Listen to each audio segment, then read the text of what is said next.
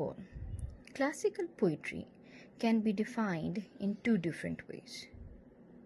Some people use that word classical or classic to refer to poetry that stood the test of time and is still considered of great importance after the centuries the poems were first written. Secondly, classical poetry is referred to poems written in a style called classicism. Classicism refers to ancient Greek and Roman poems that are widely considered to have achieved a level of excellence that's really been replicated throughout the history. Secondly, we are going to learn about the characteristics of classical poetry. Classical poetry favors strict meter rather than free verse. Secondly, classical poetry focuses on a single idea. Classical poetry uses economical language. It also displays wit. Wit is the form of intelligent humor. Classical poetry uses conceit.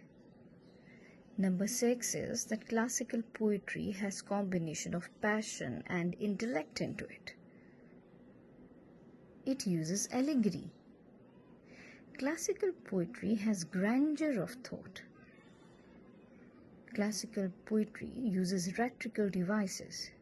I believe students, you know that rhetorical devices are the linguistic tool that employs particular sentence structure, sound, or pattern of meaning to evoke a reaction from audience.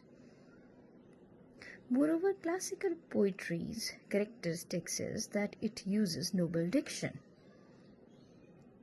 Dear students, number 3 is that we are going to see that what are the differences which are found in classical poetry and romantic poetry. That is that how classical poetry varies from romantic poetry. Number 1 is that classical poetry look to the past.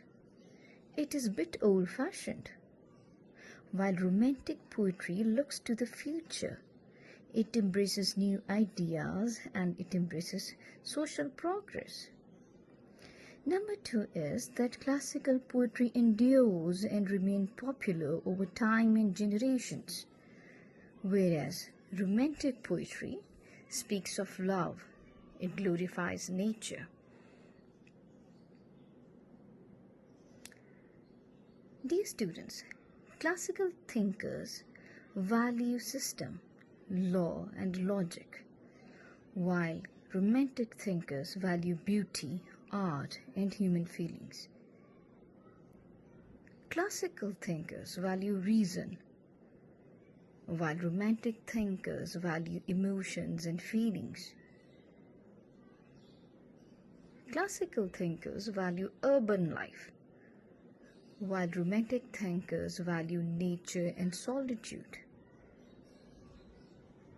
Classical thinkers value public responsibilities, while romantic thinkers value private reflection.